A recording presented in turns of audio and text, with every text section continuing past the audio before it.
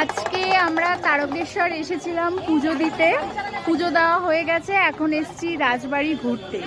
তোমাদেরকে দেখাই রাজবাড়ির পুরো দিকটা, মানে এইদিকে চারিপাশে বেশ দোকানপাট সব কিছুই আছে, বেশ খোলামেলা পরিবেশটা, বেশ ভালো লাগলো। কিন্তু রাজবাড়িতে ঢুকতে দেয় না। এই যে রাজবাড়ির এই আশেপাশে এগুলো হচ্ছে দোকান, আর এই পাশে একটা বেশ ঝিল আছে, ঝিল না সরি পুকুর আছে।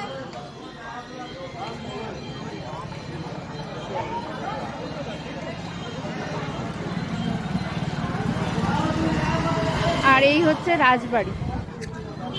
ওই যে ওখানে মা ওরা সব দাঁড়িয়ে আছে। পুজো দেওয়া হয়ে গেছে, এখন খেতে যাব, খুব খিদে পেয়ে গেছে।